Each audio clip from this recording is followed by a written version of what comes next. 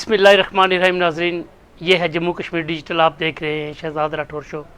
नाजरीन, आज मेरे साथ स्टूडियो में मौजूद हैं एक जानी मानी बैनुल-अक़वामी शख्सियत, Jammu Kashmir human rights council बरतानिया के सदर जनाब डॉक्टर सैयद नज़ीर गिलानी साहब।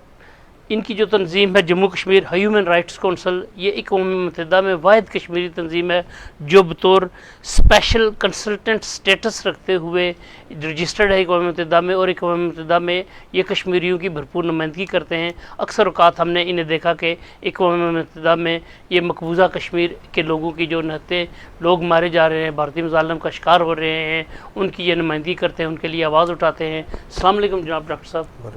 डॉक्टर नज़ीर गिलानी साहब, सबसे पहले तो मैं आपको खुश आमदीद कहता हूँ आपको अपने स्टूडियो में, जम्मू कश्मीर डिजिटल के स्टूडियो में। इससे पहले कि मैं आपसे गुफ्तगू का आगाज़ करूँ, आज एक अलमनाक सानिया हुआ। साबिक़ वज़ीर हुकूमत जनाब अज़हर गिलानी साहब वफ़ात पा गए, इंतकाल हुआ। मैं अपने अदारे की जानब से उनके इस वफ़ात पे इंतहाई गहरे दुख का इज़हार करता हूँ और उनके वरसा के साथ, उनके लवाहिकीन के साथ तज़ियत का इज़हार करता हूँ। अल्लाह ताला जनाब सैयद अज़हर गिलानी साहब को जन्नतुल फ़िरदौस में आला मकाम अता करे, उनके कब्र व हशर की मंज़िलें आसान करे, और उनके ख़ानदान के लोगों को, ख़ास तौर पर इश्तियाक़ गिलानी साहब उनके मामू हैं, उनको सब्र जमील अता करे। ये थे हमारे सैयद अज़हर गिलानी, बड़े बहुत आला पाई की शख्सियत थे, वज़ीर हुकूमत भी रहे, सियासतदान पीपल्स पार्टी के प्लेटफार्म से करते रहे। आज उनका वफ़ात हुआ तो ये मैं ताज़ियत करना ज़रूरी समझा। नाज़रीन, डॉक्टर नज़ीर गिलानी साहब कई दहाइयों से मसला कश्मीर पर बैनुल-अक़वामी फोरम्स में आवाज़ बुलंद करते आ रहे हैं। आज इनसे हम बात करेंगे जो महाजरीन नशिस्तों के ख़ात्मे की बात आज़ाद कश्मीर में शुरू हुई है, जो की जा रही है, इसके हवाले से क्या महाजरीन नशिस्तों का ख़ात्मा अक़वाम मुत्तहिदा की करारदादों की मौजूदगी में, क्या जो आज़ाद कश्मीर का अबूरी एक्ट है इसकी मौजूदगी में इनका ख़ात्मा मुमकिन है? क्या एक प्रेशर ग्रुप के साथ हुकूमत या वफाकी हुकूमत जो हुकूमत पाकिस्तान है मुज़ाकरात करके महाजरीन मुकीम पाकिस्तान की राय लिए बगैर, उनसे मशावरत किए बगैर, उनको एतमाद में लिए बगैर इन सीटों का ख़ात्मा कर सकती है? इसके अलावा हम बात करेंगे मसला कश्मीर के हवाले से भी। मसला कश्मीर में अक़वाम मुत्तहिदा में क्या पेशरफ्त हो रही है, बैनुल-अक़वामी फोरम्स में क्या पेशरफ्त हो रही है। अक़वाम मुत्तहिदा में मसला कश्मीर चैप्टर 6 में है। चैप्टर 6 में होने की वजह से क्या नुकसानात हुए कश्मीरियों को, और ये किस वजह से चैप्टर 7 में नहीं जा सका? क्या ये हमारी हुकूमतों की कमज़ोरी थी?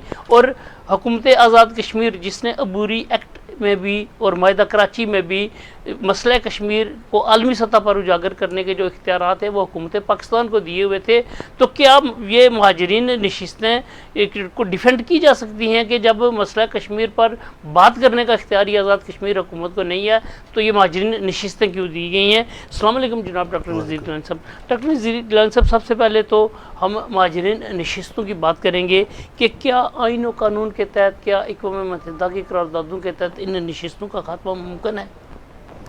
राठौर साहब, मुमकिनात और इम्कानात की कोई हद नहीं है। ये आप किस तरह तशरीह करते हैं 12 सीटों को? अगर आप 12 सीटों को हक़ के तर्जुमानी तस्वर करते हैं, रिप्रेजेंटेटिव कैरेक्टर है इन 12 सीटों का, तो आप किसी भी इंसान से उसका हक़ के इज़हार, पॉलिटिकल रिप्रेजेंटेशन छीन नहीं सकते। जो आज़ाद कश्मीर है ये हुकूमत पाकिस्तान की तहवील में एज ए ट्रस्ट है, पाकिस्तान ट्रस्टी है, और ट्रस्टी जो है उसने ज़िम्मेदारियां कबूल की हैं अनसिप करारदादों के मुताबिक, अनसिप फ्रेमवर्क के तहत। तो हमारा ट्रस्टी कोई ऐसा इक़दाम या कोई ऐसा अमल नहीं कर सकता जो वायलेट करे जो रजीम है ह्यूमन राइट्स की। तो उसमें रिप्रेजेंटेशन बड़ा हक़ होता है, to be represented in your national assembly.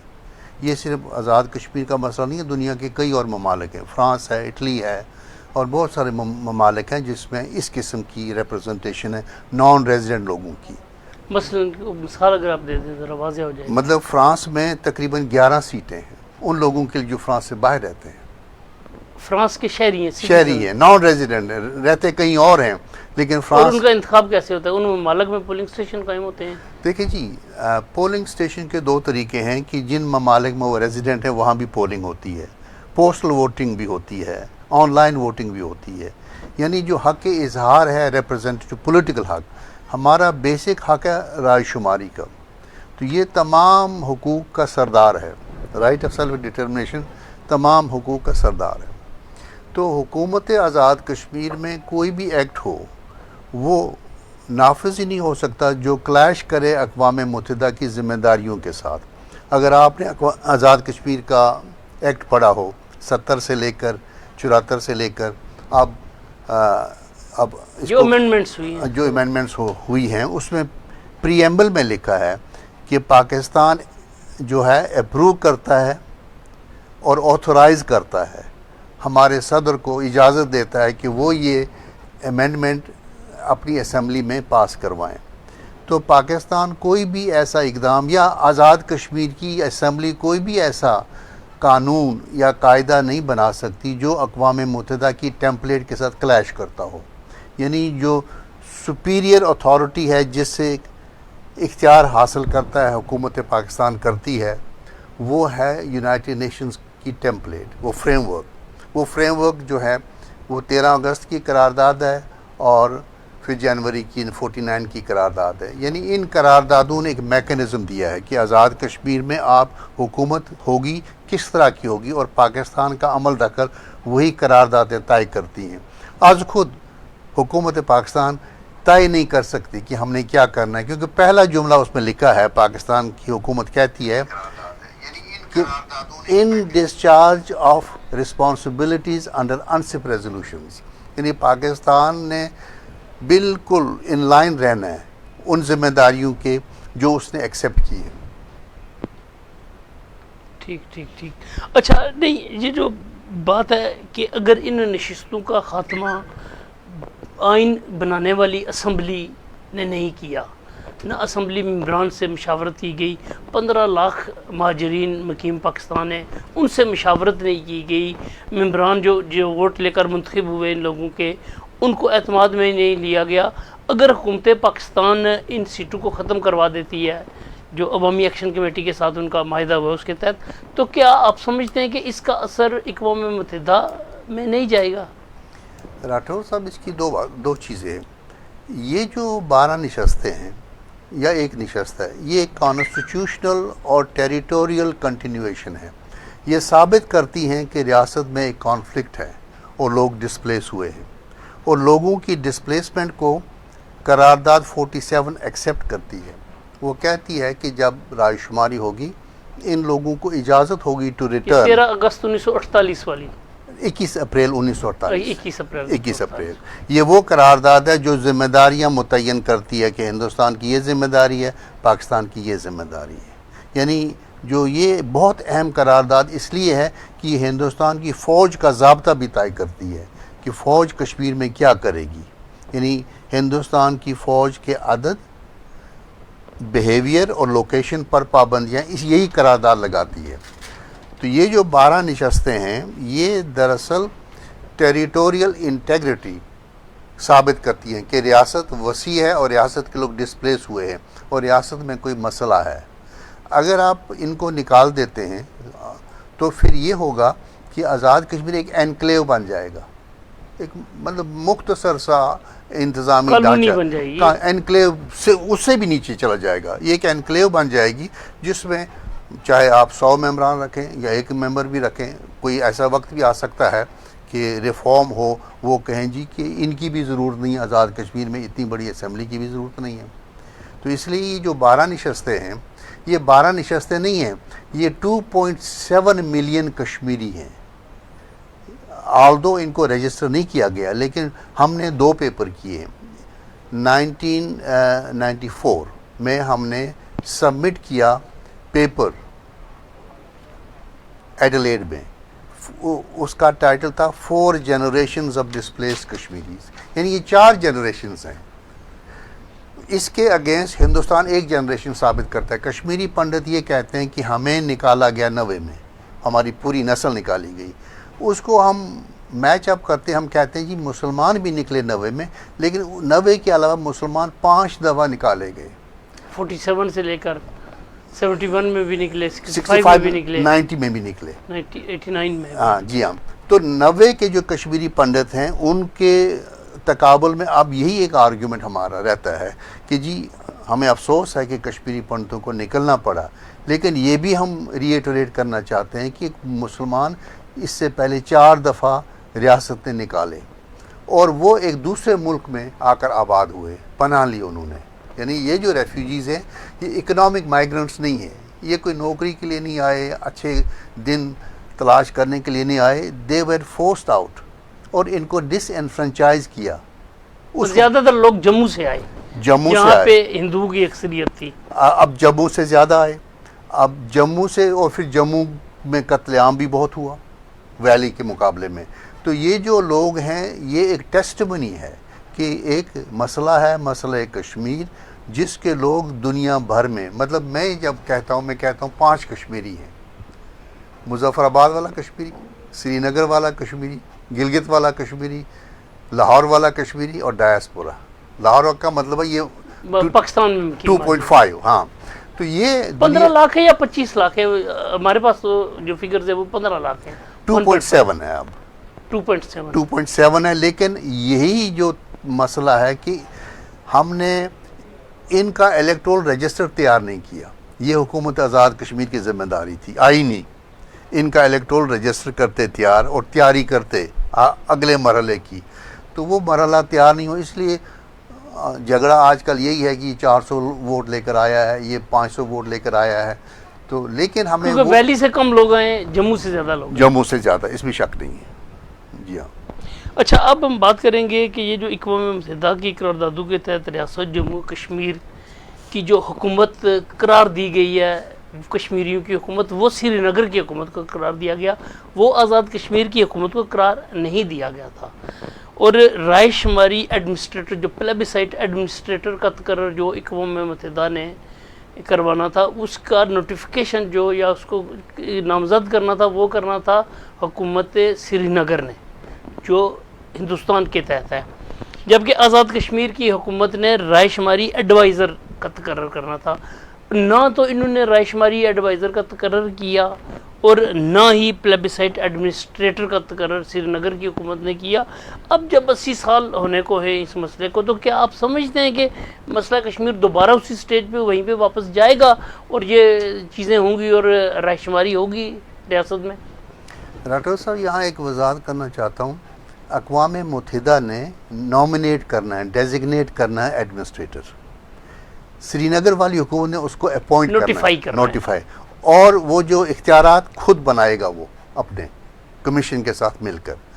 تو اس کمی کو پورا کرنے کے لیے آزاد کشمیر سائڈ سے انہوں نے کراچی ایگریمنٹ سے لے کر ایکٹ 74 تک یا آئین 74 تک ایک منصب رکھا، پلیبیسائٹ ایڈوائزر، مشیر رائے شماری، ایڈمنسٹریٹر نہیں، وہ آزاد کشمیر حکومت کا انہوں نے کرنا تھا.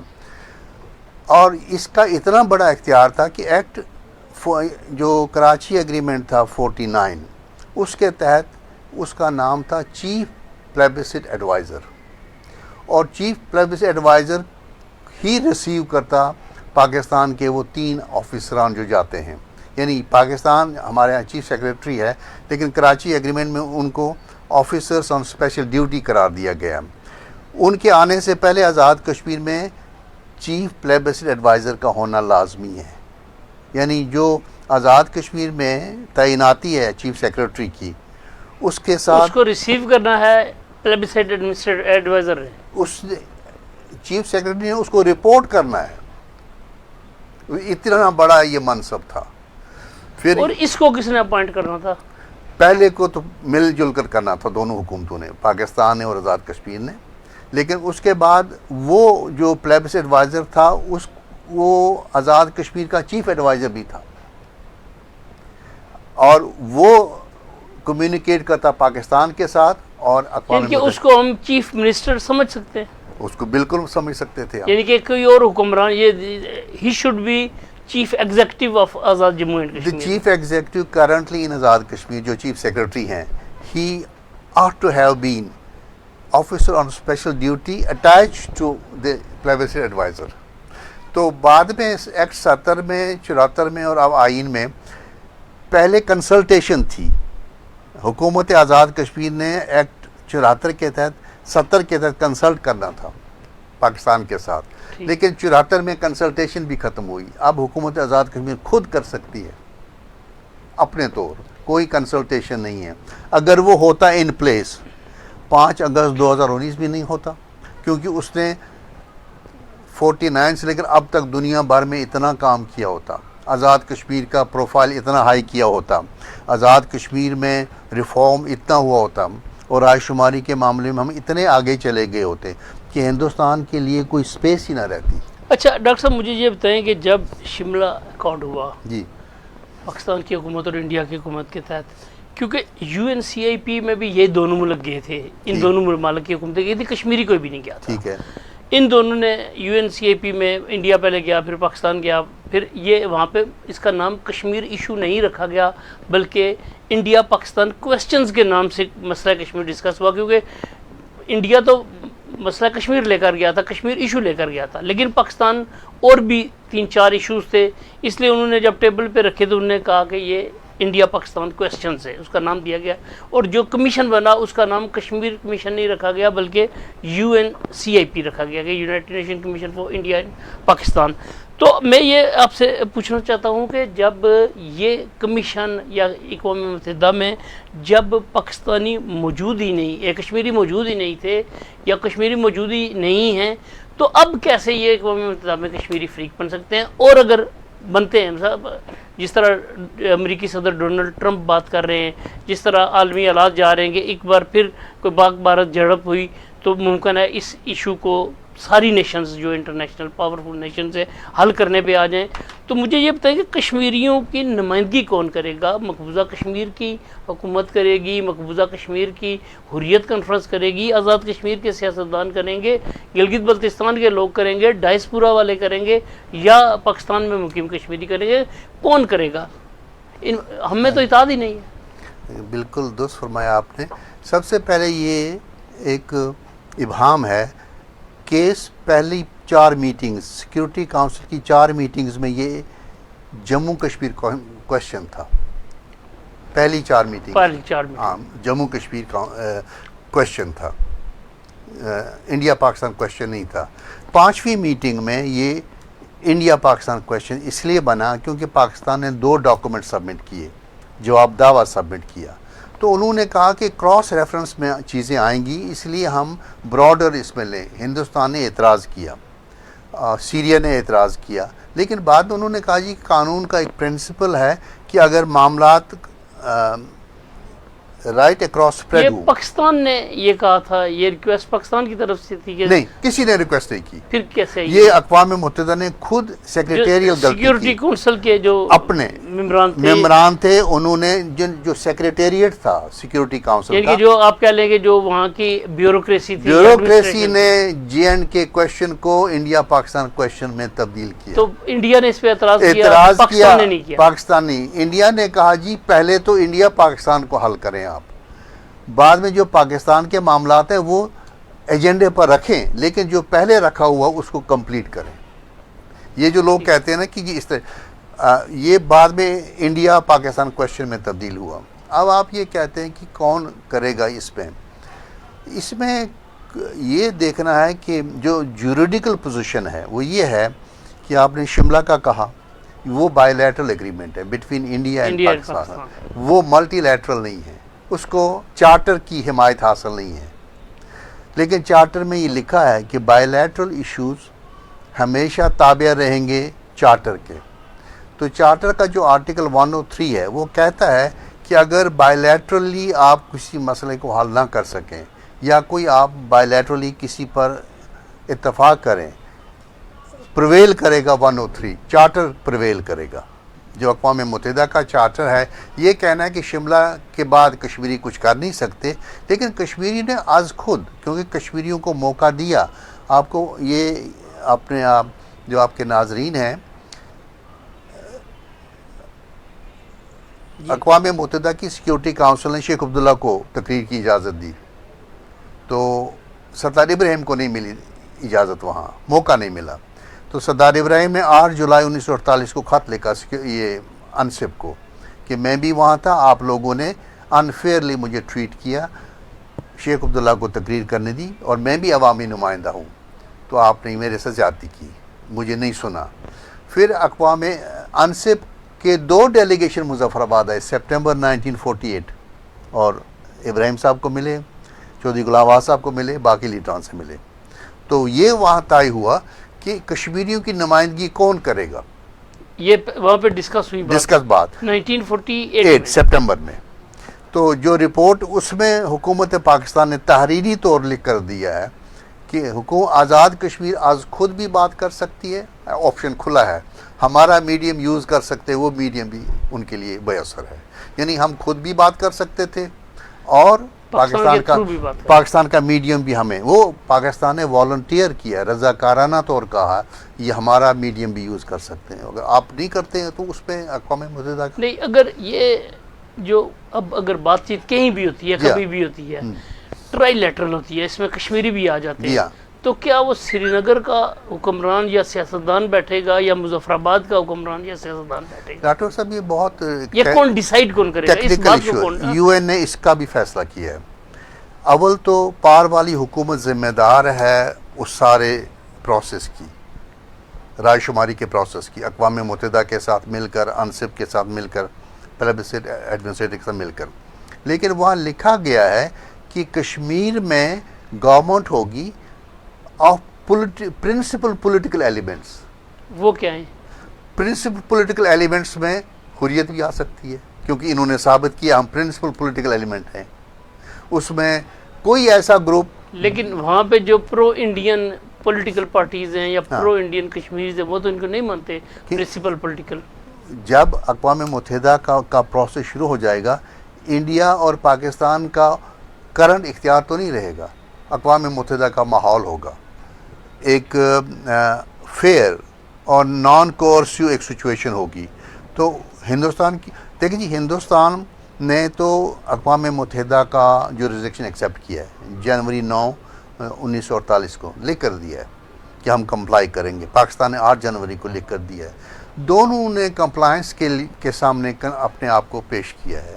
تو یہ کہنا کہ اس وقت کیونکہ آخری انڈین فوجی کو پرائیویسی ایڈمنسٹریٹر اور کشمیر والی حکومت مل کر نکال بھی سکتی ہے، یہ فیصلہ ایڈمنسٹریٹر نے کرنا ہے کہ کیا اسے انڈین سولجر کی ضرورت ہے لا اینڈ آرڈر کے لیے۔ انڈین سولجر صرف ایک ہی کام کے لیے وہاں ہے، وہ ہے لا اینڈ آرڈر، اور بعد میں جو اسے اختیارات حاصل کیے وہ ہم نے کبھی چیلنج نہیں کیے، ہمیں بار بار ان کو چیلنج کرنا چاہیے تھا۔ اچھا ڈاکٹر صاحب، یونائٹڈ نیشنز میں 1947 سے لے کر 1971 تک، یہ 24 ایئرز ہے، ان 24 سالوں میں کم و بیش 24 قراردادیں یو این سی آئی پی میں اور سیکورٹی کونسل میں منظور کی گئی، کم از کم 24 قراردادیں جو کشمیر کے ایشو پہ کی گئیں۔ 1972 میں جب شملہ معاہدہ ہوا، اس کے بعد آج تک ایک مرتبہ بھی یونائٹڈ نیشن میں یہ مسئلہ ڈسکس ہی نہیں ہوا، پیش ہی نہیں ہوا۔ تو آپ کیسے سمجھتے ہیں کہ اب یہ یونائٹڈ نیشن میں جائے گا جب پاکستان لے کر ہی نہیں گیا؟ کیونکہ انہوں نے جب شملہ ایگریمنٹ کیا، شملہ ایگریمنٹ جب سبمٹ کیا گیا اقوام متحدہ میں، تو انہوں نے فائلیں بند کر کے سرد خانوں میں رکھ دی۔ تو اب آپ کیسے سمجھتے ہیں کہ یہ ہو سکتا ہے؟ ڈاکٹر صاحب، یہ آپ کا میرا کام ہے اور حکومت آزاد کشمیر کا۔ حکومت آزاد کشمیر نے تو معاہدہ کراچی میں اور عبوری ایکٹ میں چیپٹر وہ جو ان کا 3rd شیڈول میں یہ دے دیا حکومت پاکستان کو، ان کا تو کام ہی نہیں رہا۔ لیکن حکومت پاکستان فریق آزاد کشمیر اور آزاد کشمیر کی سیاست کراچی ایگریمنٹ میں فریق ہے۔ تب مسلم کانفرنس تھی، اب ملٹی پارٹی سچویشن ہے، اب ساری پارٹیوں کی حصہ داری ہے۔ ان دو فریقین کا یہ کام ہے حکومت پاکستان کو کہنا کہ کراچی ایگریمنٹ کے تحت آپ نے یہ ذمہ داریاں لی ہیں، ہم نے اپنی اسمبلی میں اپنے عوام کو باخبر کرنا ہے کہ یہ ہماری پیش رفت ہوئی ہے۔ آپ بتائیں، آپ نے اقوام متحدہ کی جو ذمہ داری لی ہے، فار ہاؤ لانگ آپ نے یہ ڈسچارج کرنے میں کتنی محنت کی ہے، اور ہم آپ کی معاونت کہاں کر سکتے ہیں؟ اگر حکومت پاکستان نے آزاد کشمیر کو چیف پلیبسسٹ ایڈوائزر دیا، انہوں نے فائدہ ہی نہیں اٹھایا۔ ایکٹ 70 میں پلیبسسٹ ایڈوائزر دیا ود کنسلٹیشن، کوئی فائدہ نہیں اٹھایا۔ 74 میں کوئی کنسلٹیشن کی ضرورت نہیں ہے. وہ کشمیر کونسل کو دے دیا گیا سارا کچھ, وزارت امور کشمیر کو دے دیا. وہ ہمارے پاس اب بھی ہے. سیکشن 11 کے تحت ہم نے دسمبر 92 میں ایک پٹیشن دائر کی آزاد کشمیر میں. آپ نے ہاں جی ہاں, ہماری کونسل نے. اس میں 7 سال لگے, 99 تک, 92 99. اب بتائیں یہ کہلوانے کے لیے جی کہ آئین پر عمل کریں 7 سال ہمیں آرگیو کرنا چاہیے تھا, یہ تو 5 منٹ میں طے ہوتا. حکومت آزاد کشمیر نے 2 دلچسپ اعتراضات پیش کیے. پہلا یہ کیا کہ ہمارے پاس پیسے نہیں ہیں, رائے شماری کا ایڈوائزر مقرر کرنے کے لیے پیسے نہیں ہیں, وزیروں کے لیے تنخواہیں دینے کے لیے پیسے ہیں, ہاں وزیر اعظم اور ان کو ان کی مراد کے لیے پیسے ہیں, اور جس پر حکومت کھڑی ہے حق خود ارادیت پر, اس کے ایڈوائزر کے لیے پیسے نہیں ایک, اور انڈیا تیار نہیں ہے. دیکھیں انڈیا اور کس کام کے لیے تیار ہے جو آپ کر رہے اب ہیں؟ انڈیا نے تیاری بتائی 5 اگست 2019 کو, یعنی حکومت نے کرمنل نیگلیجنس کی ہے. ہائی کورٹ نے, فل کورٹ نے فیصلہ دیا کہ یہی ایک آئینی مشیر ہے جو حکومت مقرر کر سکتی ہے, باقی جتنے مشیر ہیں وہ ان کو آئین ریکگنائز نہیں کرتا. کیونکہ یہ آزاد کشمیر حکومت جو بنی اس کا قیام یونائٹڈ نیشن کی قراردادوں سے جنم لیا. ایگزیکٹلی جب یہ حکومت بنی تو اس کو جو قانونی جوازیت تو اقوام متحدہ کی قراردادوں نے دی, اور اب اقوام متحدہ کی قراردادوں میں جو چیز ہے یہ کہتے ہیں کہ وہ نہیں ممکن. یہ تعجب ہے, اور 19 سال سے فیصلے پر عمل نہیں ہو رہا. یعنی ہندوستان نے ریاست کے ٹکڑے کیے, انیکس کیا, سب کچھ کیا, اب بھی ان کے پاس بجٹ نہیں ہے کہ یہ ایک ایڈوائزر مقرر کریں جو اقوام متحدہ میں تھرتلی پیدا کیا کرے. اب اس وقت آج 2025 میں یہ پاسبل ہے کہ آج انہوں نے 78 سال پلیبیسائٹ ایڈوائزر مقرر نہیں کیا, آج کریں گے تو وہ کوئی کام کر سکتا ہے یا اس کے پاس کوئی اختیار ہوگا؟ دیکھیں راٹھور جب صاحب, ایک پرائم منسٹر آپ کے پاس ہے, آپ کے پاس چیف جسٹس سپریم کورٹ ہے, لیکن پرائم منسٹر کے پاس رائے شماری پر کام کرنے کا اختیار ہی نہیں ہے. یہ جو ایڈوائزر مقرر ہوگا, اور شملہ معاہدے کے بعد ایک رائے شماری کی حیثیت کیا رہ جاتی ہے؟ وہ کوئی بھی 103 نہیں مانتا. نہیں 103 ہمارا برقرار ہے. شملہ معاہدے کی کوئی حیثیت نہیں ہے اقوام متحدہ کی تو پھر قراردادوں یہ کے کیوں سامنے. نہیں ان پچھلے 50 سالوں میں کیوں نہیں یہ ہو سکا؟ یہ کسی اور پروگرام میں ہم کریں گے کہ کیوں نہیں, کیونکہ جب ہم کیوں نہیں کرتے ہیں تو بہت سے لوگ جو ہیں مشکلات میں آ جائیں گے. بلکہ میں چلتے چلتے یہ کہوں کہ 2013 میں پاکستان کو پریزیڈنسی ملی سیکورٹی کونسل کی. پاکستان نے 16 میٹنگز کی, 18 کنسلٹیشنز کی, 4 ریزولوشن کیے, ایک پریزیڈنشل سٹیٹمنٹ کیا, 4 سٹیٹمنٹس کیے. کشمیر کا ذکر نہیں کیا.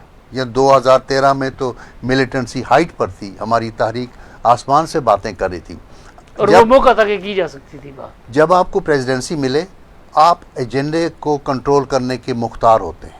پاکستان کے ہاتھ میں تھا وہ, آپ کو وہ کہتے جی راٹھور صاحب کو اور جموں کشمیر ڈیجیٹل والوں کو ہم بلاتے ہیں کیونکہ وہ ڈے ٹو ڈے انٹریکٹ کرتے ہیں لوگوں سے, ان سے ہم بریفنگ لیتے ہیں.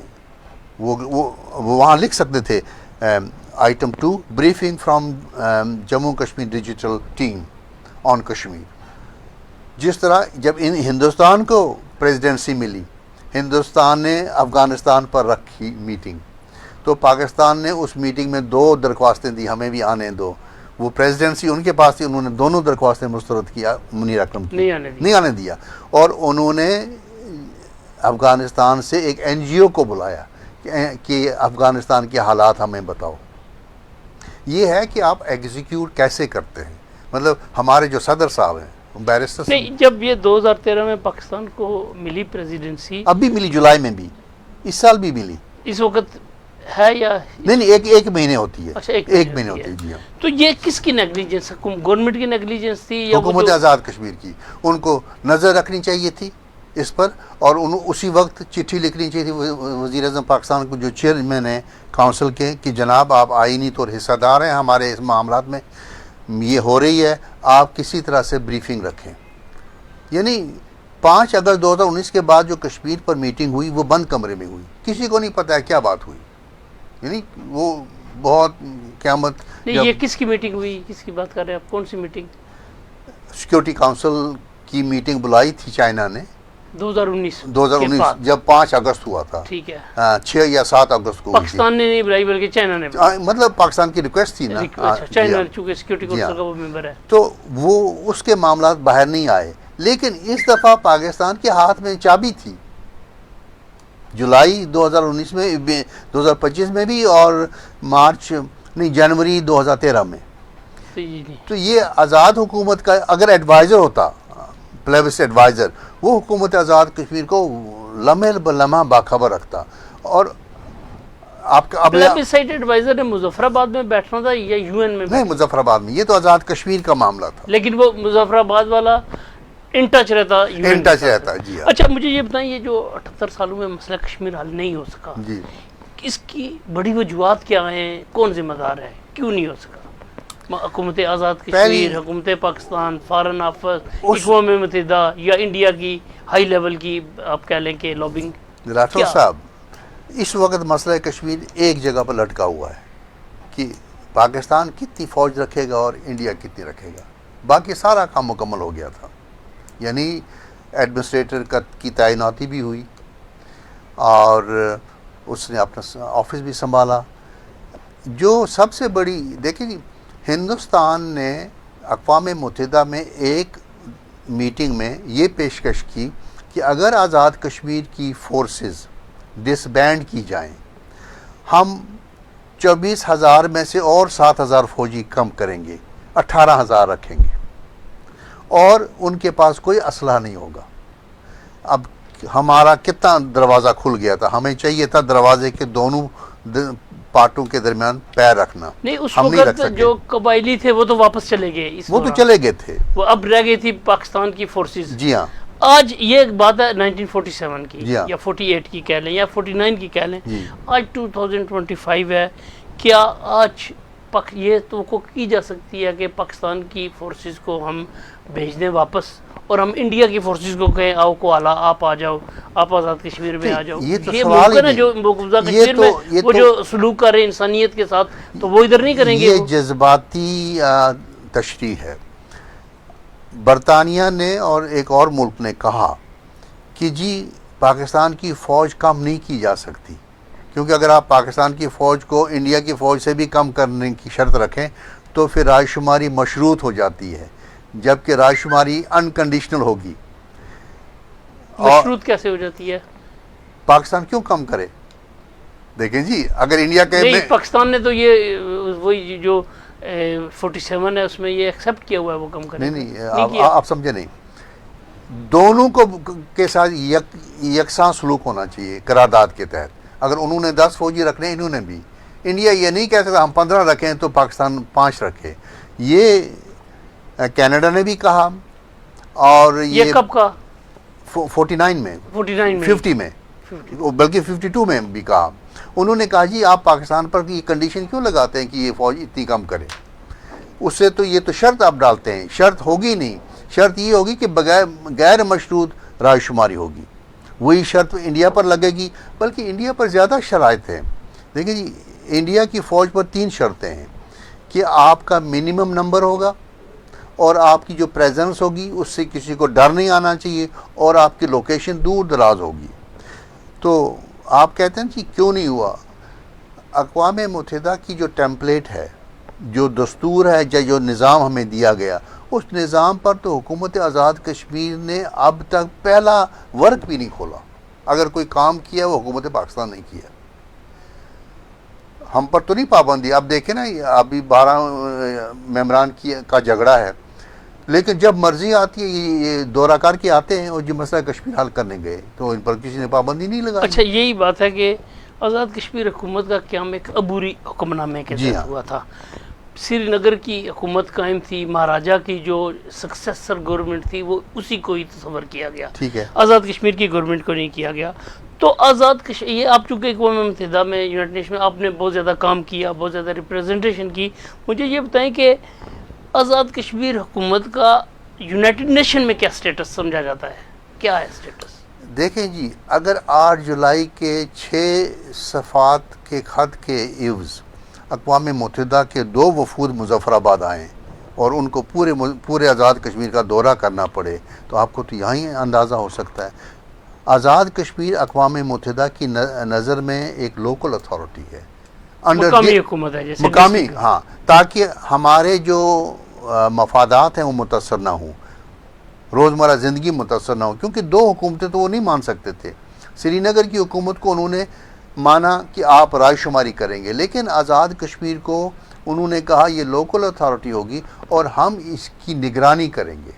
اب وہ نگرانی پاکستان کو ٹرانسفر ہوئی ہے، پاکستان نے وہ نگرانی اگر کی ہے تو آزاد گورنمنٹ کو پوچھنا چاہیے کہ جناب آپ کی رفتار سست ہے، اس کو تھوڑا سا تیز کریں۔ اچھا، اب ہم آتے ہیں مہاجرین سیٹوں پہ۔ ایک بار پھر مہاجرین سیٹوں کا ایشوز مجھے پوری طرح سمجھ نہیں آئی۔ آپ کیا سمجھتے ہیں کہ یہ مہاجرین سیٹیں رہنی چاہیے؟ اگر رہنی چاہیے تو کیونکہ جورسڈکشن ہے آزاد جموں اینڈ کشمیر کا 4000 مربع میل کا علاقہ، اور یہ لوگ اسٹیٹ سے باہر ہیں، آزاد کشمیر جو گلگت بلتستان کے لوگوں کو یہاں پہ نمائندگی نہیں دی گئی۔ اگر ڈسپلیس لوگوں کو پاکستان میں جانے والوں کو نمائندگی دی جاتی ہے تو یہ حکومت آزاد ریاست جموں و کشمیر جو حکومت ہے، اس حکومت کی تو جورسڈکشن گلگت بلتستان تک بھی تھی 1949 تک، تو ان کو کیوں نہیں دی جا رہی اور ان کو کیوں دی جا رہی ہے؟ آپ کیا اس کو ذرا ڈیفائن کریں گے کہ گلگت بلتستان کی یہاں پہ نہیں ہے نمائندگی اور پاکستان میں مقیم جو مہاجرین ہیں ان کی نمائندگی ہے؟ دیکھیں جی، عدلیہ نے تو گلگت بلتستان کا معاملہ حل کر دیا تھا اور ہماری حکومت اس میں چلی گئی اپیل میں، یعنی جس حکومت کے حق میں فیصلہ ہوا وہی اپیل میں اپنے خلاف چلی گئی سپریم کورٹ میں۔ ہم نے ان کو ہائی کورٹ سے فیصلہ لے کر دیا، فل کورٹ سے، یہ جو ایڈوائزر عبد المجید ملک صاحب، ہاں جی ہاں۔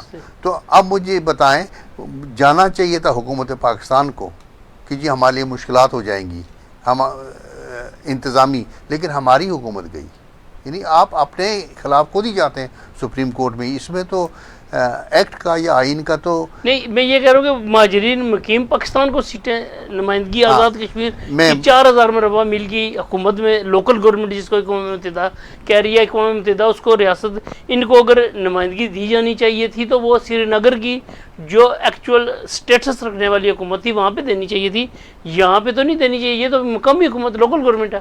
آزاد کشمیر میں 15 لاکھ سے زیادہ باہر رہتے ہیں، ٹھیک ہے، ڈائسپورا میں ان کا ووٹ درج ہے، میرے 3 بھائی باہر ہیں، میری والدہ باہر ہے، ان کے ووٹ درج ہے۔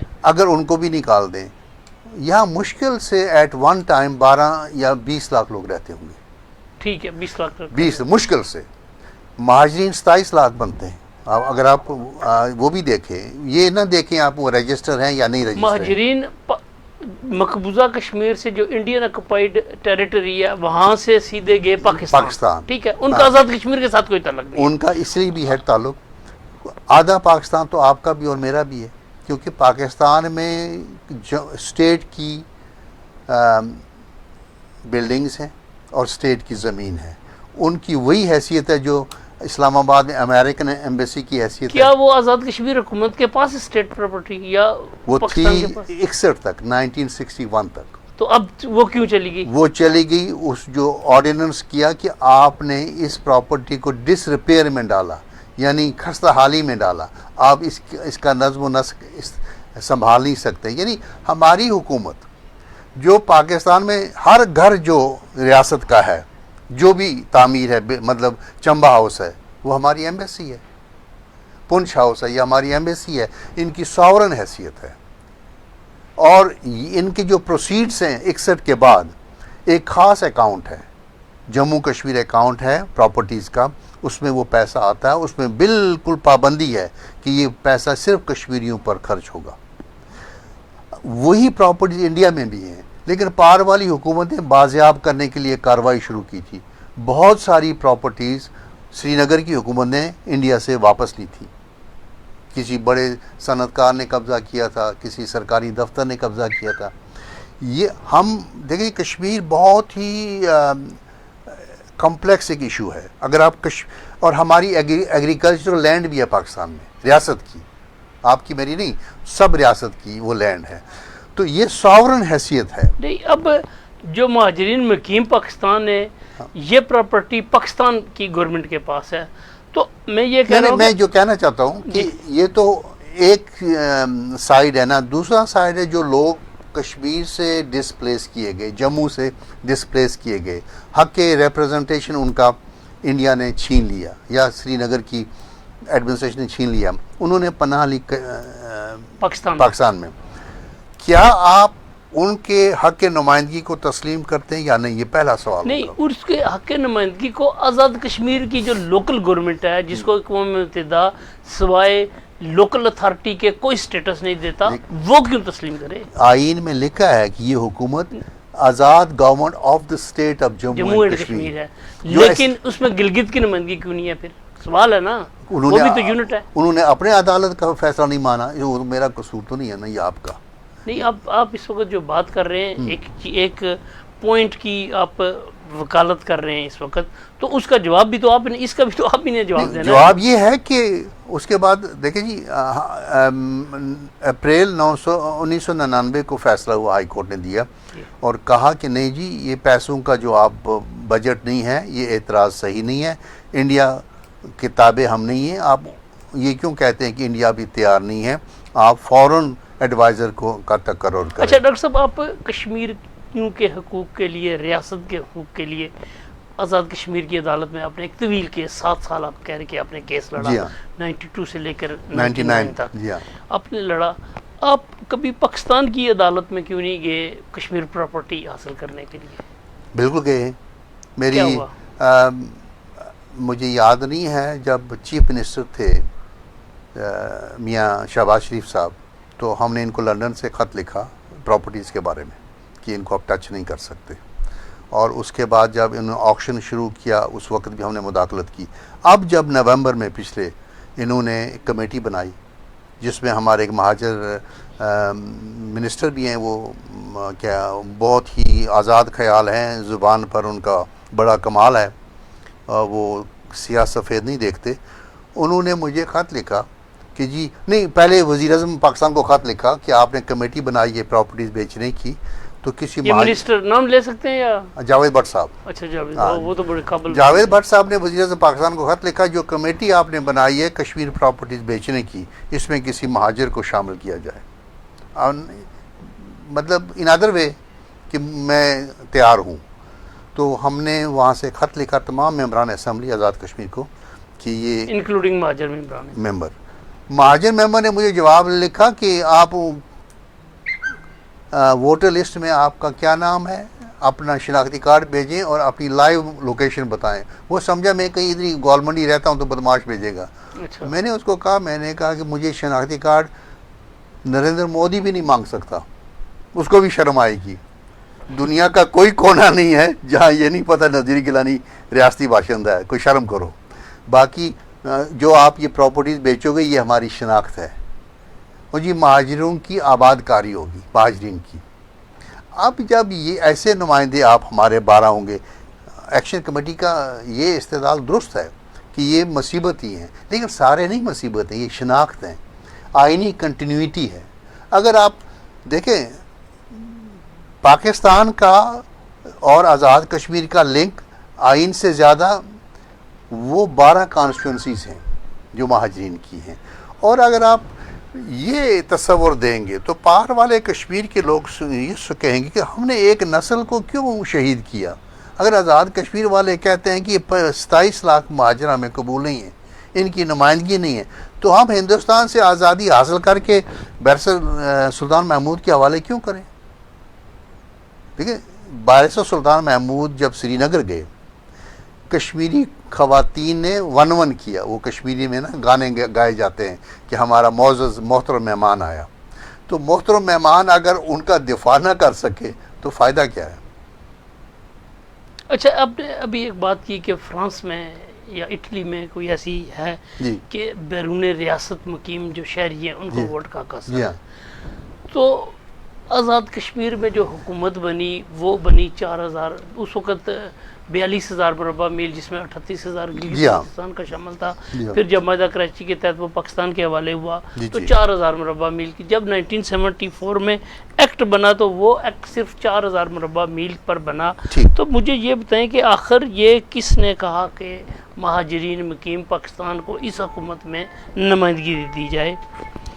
کہ یہ ڈیفائن کر دیں، یہ بات میں نے پہلی بار سنی، میں نے نہیں کبھی پڑھا کہ کسی ملک میں اس طرح کا ہے. ہم تو یہی کہتے ہیں کہ دنیا میں واحد خطہ آزاد کشمیر ہے جہاں بیرون ریاست رہنے والے لوگ بھی حکومت میں ہیں. تو یہ ذرا آپ ڈیفائن کر دیں ہمارے ناظرین کے لیے بھی. دیکھیں میں وہی دیکھ رہا تھا کہ 8-9 ممالک ہیں جس میں فرانس اٹلی تو مجھے بالکل پتہ ہے، فلسطین بھی ہے جو نان ریزیڈنٹ لوگ ووٹ ڈالتے ہیں، اور اب بوسنیا والے بھی، کیونکہ بوسنیا کے وہ لوگ جو جنگ کے دوران وہاں تھے اور بعد میں نکل گئے، وہ کہتے ہیں کہ ہم پشتنی شناخت یا کنیکشن ضائع نہیں کرنا چاہتے. ان کو بھی انہوں نے کچھ سیٹیں رکھی ہیں. اچھا، کیا کوئی ایسی بات باشندہ ریاست ایکٹ جو مہاراجہ کے زمانے کا تھا موجود ہے جس میں کہ تیسری نسل کے بعد جو چوتھی نسل ہوگی جو بیرون ریاست چلی جائے گی وہ کشمیر کے باشندے نہیں رہیں گے؟ یہ کوئی ایسی بات ہے؟ وہ ان لوگوں کے لیے بالخصوص تھا جو باہر تجارت کرتے تھے، اور مہاراجہ کا تھا کہ ان کو لنک رہنا چاہیے ریاست کے ساتھ، کہیں یہ ساری دولت باہر ہی نہ لے چلیں، یہ واپس آئیں. تو وہ لیکن اس کو ٹیک اوور کیا ہے اس قانون کو 21 اپریل 1948 کی قرارداد نے، جس کو قرارداد نمبر 47 کہتے ہیں. کیونکہ اب تو جو کشمیر کیس کی جورسپروڈنس ہے وہ تو بالکل بدل گئی.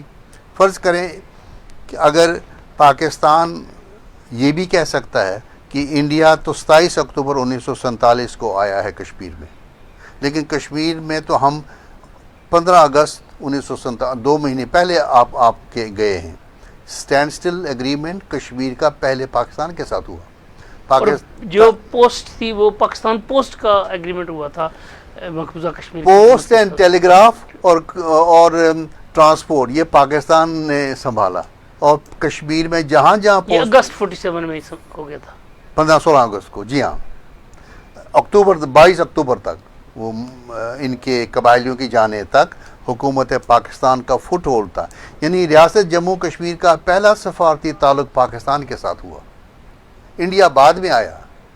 اچھا ڈاکٹر صاحب، اب ہم تھوڑا سا گفتگو کا پیٹرن چینج کرتے ہیں، آتے ہیں کہ یہ کیوں اقوام متحدہ کی قراردادوں میں خود مختار کشمیر، کیونکہ جب جس قانون کے تحت جس کو کہا جاتا ہے 5 جون پلان، اس کے تحت یہ تھا کہ جو ریاستیں ہوں گی، جو برٹش انڈیا ہے، یہ برٹش انڈیا کی ریاستیں ہندوستان یا پاکستان کے ساتھ الحاق کریں گی، ان کا آپس میں اس کے علاوہ کوئی تھا. اس کے بعد جولائی میں جو لارڈ ماؤنٹ بیٹن تھا، انہوں نے ایک جو وائس رائے تھا، انہوں نے ایک چیمبر آف پرنسز کا اجلاس بلایا میرا خیال 21 جولائی کو، جس میں یہ ہوا کہ کچھ مہاراجہ 4 یا 5 مہاراجہ، جن میں جو جوناگڑھ کے تھے، حیدرآباد کے تھے، جموں کشمیر کے تھے، اس کے 4 یا 5 مہاراجہ تھے، انہوں نے کہا تھا جی کہ ہمیں آزاد رہنے کا اختیار بھی دیا جائے.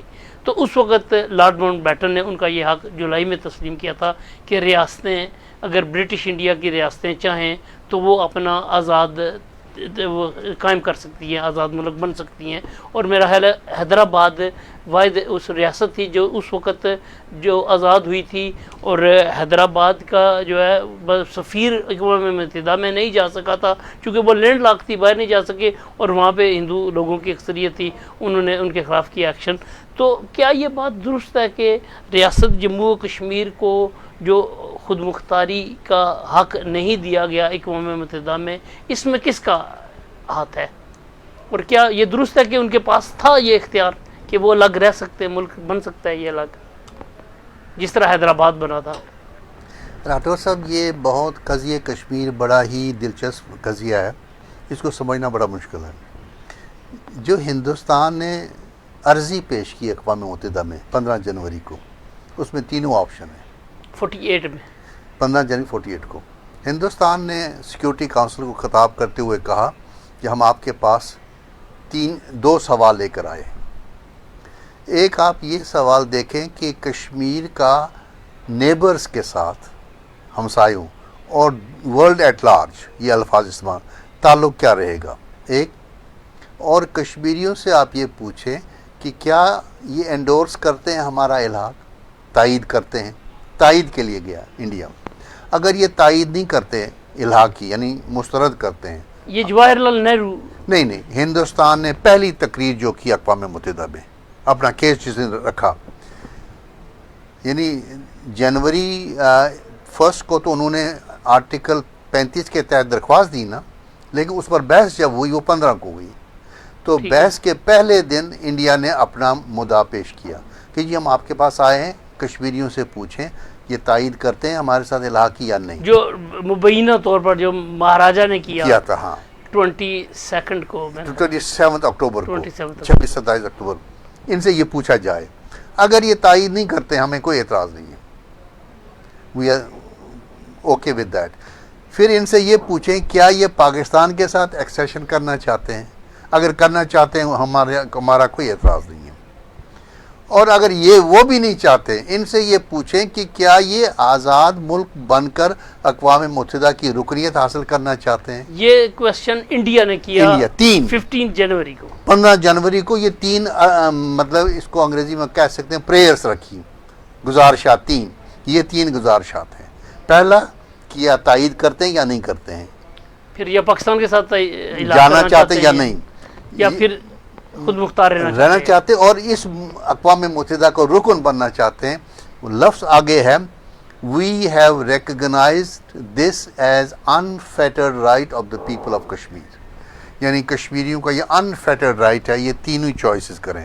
پھر جب ڈیولپ ہوئی نا بحث میں تیسرا آپشن نیچے رہ گیا ہے، 2 آپشن آگے چلے ہیں، لیکن یہ کہنا ہے کہ آپشن وہاں نہیں ہے یہ رانگ ہے. یہ جو 25 جولائی 1947 کو جو چیمبر آف پرنسز کا اجلاس ہوتا اس میں یہ ریزولوشن پاس ہوئی تھی جو ریاست لیکن پرنسلی اسٹیٹ یہ تو یو این کی کارروائی اس کے بعد ہوئی. بالکل صحیح بات ہے. اس کے بعد یہ چلا گیا یہ، چونکہ اس سے پہلے تو برٹش گورنمنٹ اس کو کیا تھا. پھر یہ بھی 2-3 ممالک ہیں جنہوں نے بار بار کہا ہے کہ جی آپ یہ کیوں کہتے ہیں کہ India accession Pakistan accession, it could بھی کہ وہ دونوں کے ساتھ نہ ایکسیشن کریں، آزاد رہیں. ایک تو فلپینز نے کہا ہے، کولمبو نے کہا ہے، کولمبیا نے، اور ایک تیسرا ملک اس وقت یہ UNCIP سیکورٹی کونسل کے ممبر تھے. ہاں جی بالکل اس میٹنگ میں تھے. اچھا ڈاکٹر صاحب اب ہم اس بات پہ آتے ہیں، کیا آپ سمجھتے ہیں کہ جو ریاست کی وحدت 1947 میں تھی جس میں یہ آپ کہہ لیں کہ گلگت بلتستان، جموں کشمیر یہ شامل تھے، کیا آج یہ ریاست اکٹھی رہ سکتی ہے، اکٹھی پاکستان کے ساتھ، اکٹھی انڈیا کے ساتھ، یا اکٹھی خود مختار، کیا یہ اکٹھے رہ سکتے، ایک وحدت قائم رہ سکتی ہے؟ کیا ایسا آپشن موجود ہے؟ دیکھیں جی، یا اس کا حل جیسے بنگال تقسیم ہوا، جیسے پنجاب تقسیم ہوا، اسی طرح مذہبی بنیادوں پر اس مسئلے کو حل کرنے کے لیے مذہبی بنیادوں پر ریاست کو تقسیم کیا جائے؟ اس پر تو سیل لگ گئی ہے. یہ مذہبی بنیادوں کی کیا کہتے ہیں اس کو مسترد کیا ہے. کس نے کیا؟ وہ اس طرح کہ ڈاکٹر گریہم نے جو پہلی رپورٹ پیش کی اس نے کہا یہ جو کشمیر کے لوگ ہیں they are people of legend, یہ لیجنڈری لوگ ہیں، یعنی ہماری تعظیم میں اس نے یہ جملہ لکھا ہے. اور ان کی ایک کہانی ہے، سانگ اینڈ سٹوری، یہ ایک ان کی اپنی الگ کہانی ہے اور ان کا ایک الگ نغمہ بھی ہے. یہ میں اکثر کہتا ہوں یہ اس رپورٹ کا حصہ ہے. اور پھر آگے لکھا ہے they are Muslims, Hindus, Sikhs and Christians, 4 مذہب کا اس نے ذکر کیا ہے. اب تو بہت سارے ہیں، بدھ بھی ہیں، ایسے بھی لوگ ہیں جن کا کوئی مذہب ہی نہیں ہے، جن کو ہم پیپل آف نان فیتھ کہتے ہیں. اور اس نے کہا کہ یہ سینچریز، کئی دہائیوں سے سینچریز لفظ استعمال کیا ہے، یہ وکٹمز رہے ہیں ایکسپلائٹیشن کے، اور they are worthy of right of self determination. یہ دیکھیں جی رائٹ آف سیلف ڈٹرمنیشن ایسا حق ہے جس پر ہندو بھی اوکے ہوگا، کشمیری پنڈت، سکھ بھی ہوگا، کرسچن بھی ہوگا، اور مسلمان تو ہے ہی ہے. تو ہم نے اپنے کیس کو ایڈوکیٹ صحیح نہیں کیا. کبھی ہم نے اس کو مسلم کیس بنا دیا، کبھی کچھ بنا دیا، اور ہندوستان کو ہم موقع دیتے رہے. رائٹ آف سیلف ڈٹرمنیشن کی مخالفت کوئی بھی نہیں کر سکتا. اور رائٹ آف سیلف ڈٹرمنیشن میں آپ کو پتہ اصول کیا ہے، دی میجورٹی ونز، یعنی ان بلٹ اس میں مسلمانوں کی برتری ہے، عددی برتری. اس کو ہم آج خود زیرو کرتے ہیں غلط تشریح کر کے. اگر کیا دیکھیں جی کل رائے شماری ہوتی ہے، آپ اور میرا ووٹ آپ کو پتا کس کو دیں گے, مجھے بھی پتا میں نے کہاں ووٹ دینا ہے. ٹھیک ہے. ٹھیک ہے نا.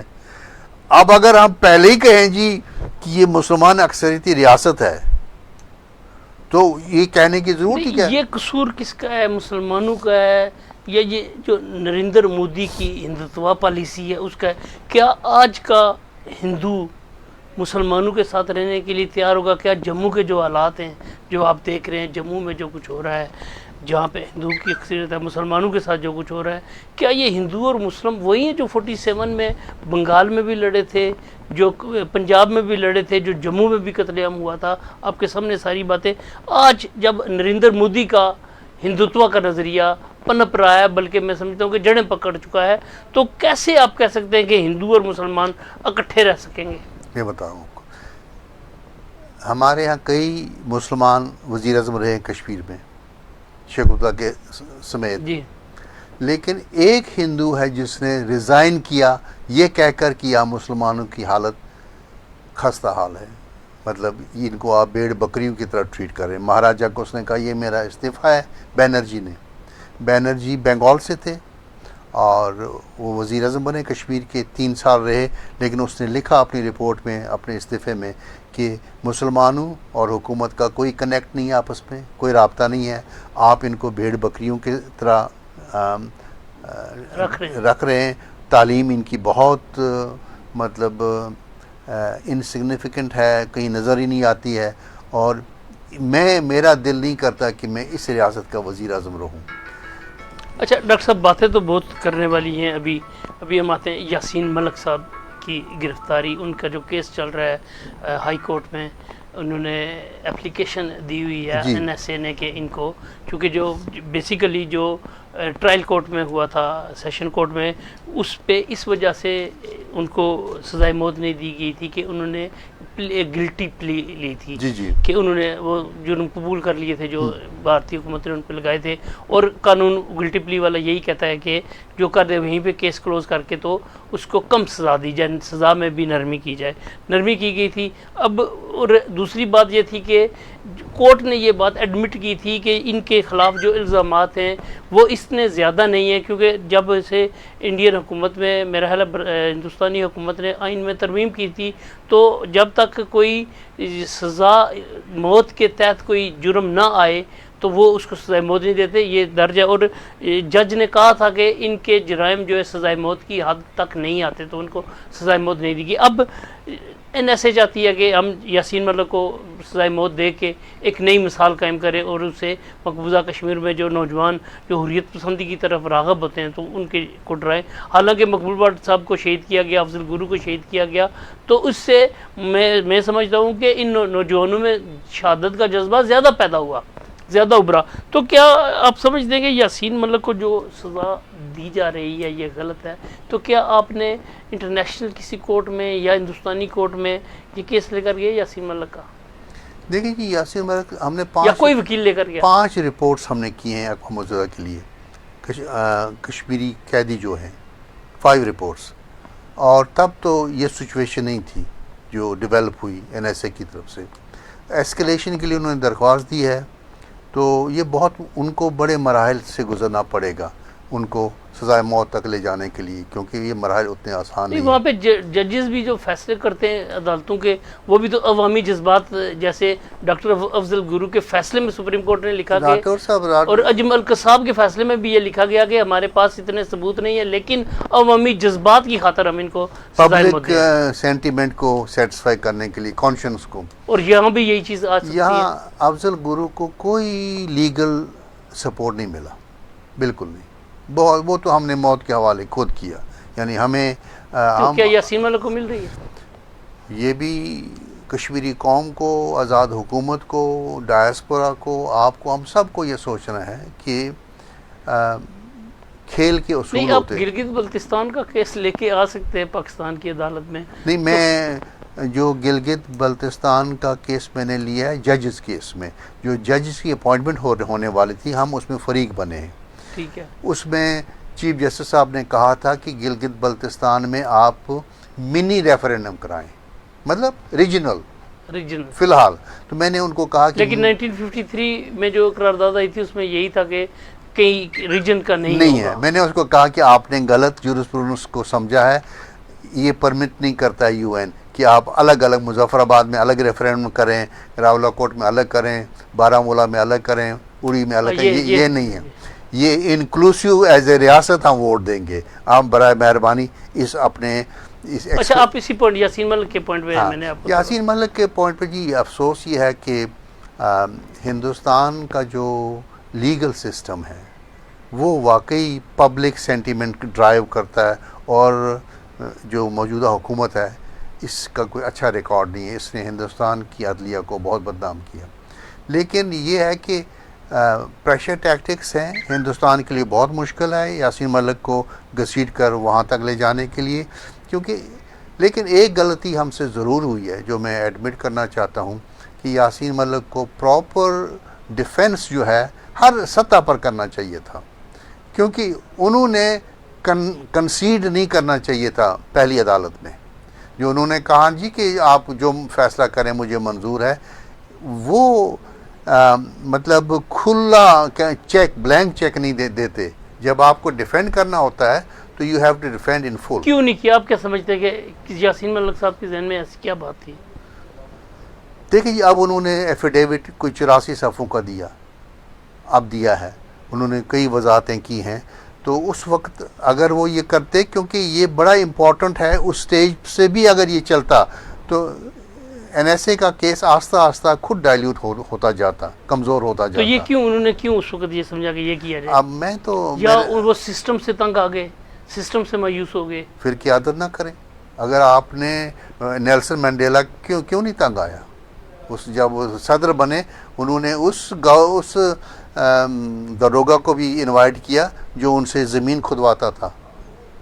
देखें, नेल्सन मंडेला जब सदर बने उन्होंने कहा वो क्यों? उसने कहा कि मैं इसलिए इसको बुलाया ताकि मेरे दिल में किसी के ख़िलाफ़ कोई नफ़रत ना रहे। I want to free my self from hatred. अच्छा डॉक्टर साहब, मिसाल मलिक जो उनकी एहलिया हैं, उन्होंने इल्ज़ाम लगाया है कि जो भारतीय हुकूमत है वो यासीन मलिक को मावराए अदालत एक्स्ट्रा जुडिशल किलिंग करना चाहती है। उनको दवाइयात नहीं दी जा रही, वो चूँकि किडनी के पेशेंट हैं, वो दिल के पेशेंट हैं, उनका इलाज नहीं करवाया जा रहा, तो मावराए अदालत कर सकते हैं। इस सिलसिले में कौन किरदार अदा सकता है? क्या हुकूमत पाकिस्तान कोई किरदार अदा कर सकती है या नहीं कर सकती? देखिए जी, या कौन कर सकता है? या यूनाइटेड नेशन के पास कौन जाए कि इंडिया को पाबंद किया जाए कि उनका इलाज किया जाए, एक्स्ट्रा जुडिशल किलिंग ना की जाए? अगर आज़ाद कश्मीर की हुकूमत अक़वाम मुत्तहिदा के फ्रेमवर्क के मुताबिक चलती होती, इनका डे टू डे कम्युनिकेशन होता, ये कहते कि यासीन मलिक रियासत का बाशिंदा है, ये इंडियन यूनियन का बाशिंदा नहीं है, साबित करते अक़वाम मुत्तहिदा के उससे। देखिए जी, यासीन मलिक को हमने हवाले किया हिंदुस्तान के बसित हिंदुस्तानी शहरी, वो हिंदुस्तानी शहरी नहीं है, वो रियासत का शहरी है। वो रियासत का शहरी है। जिस तरह जावेद भट्ट साहब वहाँ से इधर आ गए तो यहाँ के शहरी बन गए, तो यासीन मलिक साहब भी यहाँ आएंगे तो यहाँ के शहरी बन जाएंगे ना, आज़ाद कश्मीर के। आज़ाद कश्मीर के नहीं, वो स्टेट सब्जेक्ट है ना जी। हिंदुस्तान के एक्सेशन को अभी एंडोर्स नहीं किया है, उसकी तायीद नहीं किया यासीन मलिक ने। इसलिए जब तक हम तायीद ना करें हिंदुस्तान के उस प्रोविजनल कंडीशनल एक्सेशन की, हम तो हिंदुस्तान की शहरी तो नहीं है। तो अगर आप इन बुनियादों पर केस अपना नहीं लड़ना चाहते, नहीं, अब केस कहाँ पे लड़ा जा सकता है? कौन लड़े ये केस? देखें जी, राजा मुजफ्फर साहब भी अमेरिका में एक्टिव हुए हैं, यहाँ लंदन में ज़फ़र खान साहब वो लोग एक्टिव हुए हैं, अज़मत खान एक्टिव हुए हैं, यहाँ रफ़ीक डार हैं, बाकी लोग भी हैं जो भी JKLF के लोग हैं। लेकिन यासीन मलिक JKLF की मलकियत तो नहीं है ना जी, वो स्टेट सब्जेक्ट है। JKLF को ये बात समझनी चाहिए कि लीडर मलकियत नहीं होता है। हमारा लीडर जी तो हम ही निकलेंगे बाहर, नहीं, उसको रियासती क़यादत या कायद बनाकर हमने रखना है, उसको रियासती लीडर साबित करना है और स्टेट सब्जेक्ट साबित करना है। अच्छा, एक तजवीज़ आई है कि यासीन मलिक के बदले कुलभूषण यादव को भारत के हवाले किया जाए और यासीन मलिक पाकिस्तान ले ले। اس تجویز کی مخالفت کرنے والے کہتے ہیں کہ چونکہ یاسین ملک انڈیا کا نیشنل ہے، پاکستان کا نیشنل ہے، تو پاکستان یہ نہیں کر سکتا. آپ اس کے بارے میں کوئی قانونی رائے دیں کہ کیا ایسا ممکن ہے اگر پاکستان یہ انیشیٹو لے، کیونکہ کلبھوشن یادو بھارت کا ظاہر بات ہے یہاں پہ جاسوس تھا، دہشت گردی میں ملوث رہا، اور انڈیا یاسین ملک پر بھی یہی الزام لگا رہا ہے کہ وہ جی ٹیررزم میں ملوث رہا، حالانکہ انہوں نے ٹیررزم کبھی نہیں کیا. تو آپ کیا اس تجویز کی حمایت کرتے ہیں آپ؟ دیکھیے جی، کلبھوشن یادو پاکستان کو ڈی اسٹیبلائز کرنے آیا اور انہوں نے کیا کہتے ہیں کارروائی کی ایک پردے کے پیچھے. یاسین ملک پبلکلی اقوام متحدہ کی قرارداد اور ضابطے کے حوالے سے کہتا ہے کہ میرا حق خود ارادیت ہے. انہوں نے کوئی رات کے اندھیرے میں تو نہیں کوئی کارروائی کی. کارروائی پر آپ کوشچن اٹھا سکتے ہیں کہ اقوام متحدہ کیا کیا اجازت دیتا ہے. دیکھیے جی، لیکن آپ یاسین ملک اور کلبھوشن کو ایک نہیں، ایک میں رہا کرانے کے لیے کہہ رہا ہوں کہ اگر رہا کلبھوشن کرانے دیا میں جائے تو یاسین ملک اگر زندہ آ جائے ہمارے پاس تو ضروری ہے ہمیں ایک اور لاش چاہیے، تو ہم زندہ یاسین ملک تحریک کے لیے بھی فائدہ مند ہوگا، ریاست جموں کشمیر کے لیے بھی فائدہ مند ہوگا. تو کلبھوشن یادو تو اب انڈیا کے لیے اس طرح کا نہیں بینیفیشری بینیفٹ رہا. دیکھیں، ریاست اور ریاست میں فرق ہوتا ہے. کلبھوشن کے لیے کتنی مراد ہندوستان نے آفر کی نہیں انٹرنیشنل کورٹ آف جسٹس کے تھرو حاصل کی. دیکھیں نا، جی مطلب ہندوستان نے کہا کہ کاؤنسلر ایکسیس کو نہیں ملا تھا، صحیح لیگل ڈیفینس نہیں ملا، کیس رکا ہوا ہے، آج تک کیس رکا ہوا ہے. تو ہم جب تک ہندوستان پر پریشر نہ ڈالیں، اب دیکھیں نا جی، 5 اگست 2019 کے بعد ہم نے کون سا کمال کیا؟ وی ہیونٹ ڈن اینی تھنگ.